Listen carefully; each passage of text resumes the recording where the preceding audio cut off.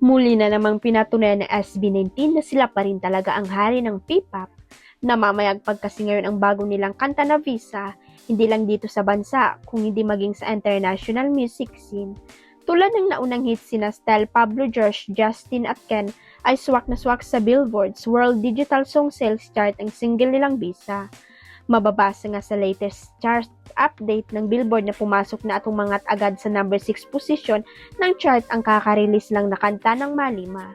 Ang bongga dahil ito na ang pang-anim na single ng SB19 na pumasok sa top 10 ng pinag-uusapang International Music Sales Chart.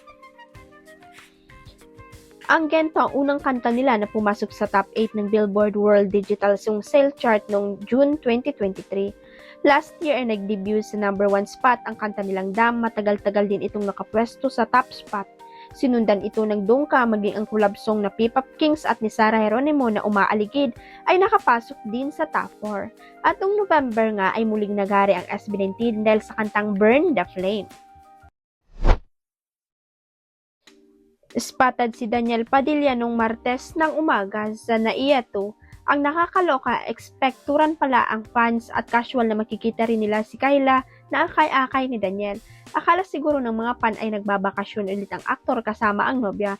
Pero yung solid fans ng aktor ay fully aware na trabaho ang agenda ni Daniel sa pagpunta sa Davao de Oro nung nakaraang Tuesday. Grabe nga ang effort ng mga fan ng aktor. Aba, 8 AM ang flight ng Team Daniel kaya naman madaling araw pa lang ay nasa effort na sila para salubungin ang pagdating ng kanilang idolo. Alas 7 pa na ng umaga nang umapir ang aktor sa NAIA 2 pero bago ito pumasok sa airport ay nakipagtsikaan muna sa kanyang mga tagahanga. Bali si Daniel ang bibida sa Bulawan Festival 2026 event. Mamayang gabi sa Bulawan Event Center, Davao de Oro. Ang nakakaloka, may mga atribidang netizen na tumatalak na mukhang may balak daw si Daniel na agawin ang pagiging festival king kay James Reid. Late last year kasi ay si Daniel rin ang bumida sa pinakamalaking festival sa Sultan Kudarat, ang Kalimudan Festival. Pero bago nga kasi malinya si Daniel sa mga festival, ay si James ang madalas na makita sa ganitong mga ganap sa iba't ibang ganap sa buong bansa.